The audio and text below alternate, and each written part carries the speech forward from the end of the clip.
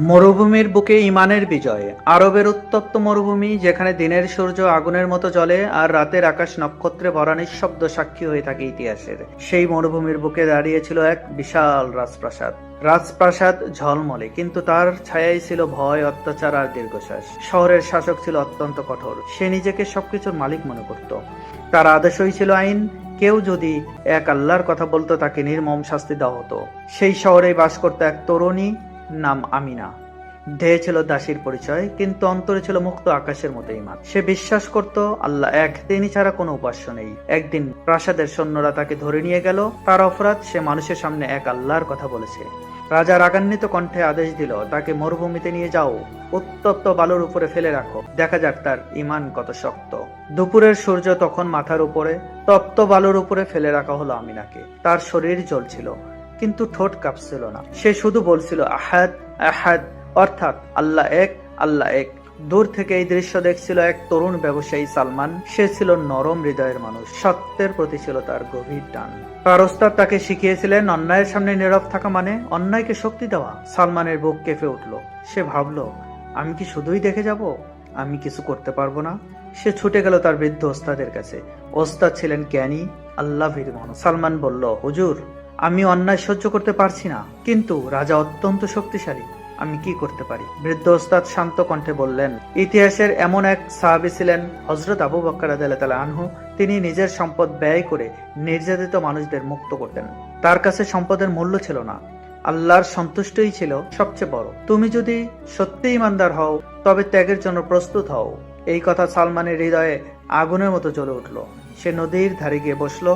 নদীর স্রোত বয়ে চলছে নীরবে অবিরাম। সে ভাবল, সম্পদ তো আবার আসতে পারে, কিন্তু একজন মানুষের জীবন, তার ঈমান, এটা কি দামের চেয়ে কম? হঠাৎ তার ভিতরে দৃঢ়তা জন্ম নিল। সে সিদ্ধান্ত নিল, যা কিছু আছে সবকিছু দিয়ে দিবে, কিন্তু অন্যায় থামাবে। পরদিন সে রাজপ্রাসাদে হাজির হলো। রাজা অবাক হয়ে জিজ্ঞাসা করলো, কেন এসেছো? সালমান দৃঢ় কণ্ঠে বলল, মরুভূমিতে যে মেয়েটিকে শাস্তি দেওয়া হয়েছে, আমি তাকে কিনতে চাই। রাজা ব্যঙ্গ করে হেসে বলল, তার দাম অনেক বেশি। সালমান বলল, আমার সব সম্পদ দিয়ে দেব। শহর স্তব্ধ হয়ে গেল। মানুষ ফিসফিস করতে লাগলো, এ কেমন মানুষ, সবকিছু দিয়ে দিচ্ছে একজন দাসীর জন্য। চুক্তি হলো, সালমান তার সব সম্পদ দিয়ে দিল। আমিনাকে মুক্ত করা হলো। তপ্ত মরুভূমি থেকে উঠে দাঁড়ালো সে, ক্লান্ত কিন্তু বিজয়ী। সে কাঁদতে কাঁদতে বলল, আপনি কেন এত বড় ত্যাগ করলেন? সালমান শান্ত কণ্ঠে বলল, আমি তোমাকে মুক্ত করিনি, আল্লাহ আমাকে মুক্তির সুযোগ দিয়েছেন, আমি শুধু সেই সুযোগ নিয়েছি। এই ঘটনার পর শহরে পরিবর্তন শুরু হলো। মানুষ বুঝতে পারল, এই ধর্মে এমন এক শক্তি আছে যা মানুষকে নিঃস্বার্থ করে তোলে, যে ধর্ম মানুষকে সব হারিয়েও হাসতে শেখায়। রাজপ্রাসাদ তখনও দাঁড়িয়ে আছে।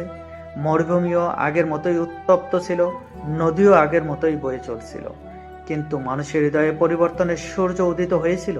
কারণ সত্যকে আগুন দিয়ে পুড়িয়ে ফেলা যায় না, সত্য মরুভূমির বালুতেও শিকড় কেড়ে দাঁড়ায়। এই গল্প আমাদের শেখায়, ত্যাগ ছাড়া বিজয় আসে না, সাহস ছাড়া পরিবর্তন আসে না, আর আল্লাহর জন্য করা কোনো কাজই কখনোই বৃথা যায় না।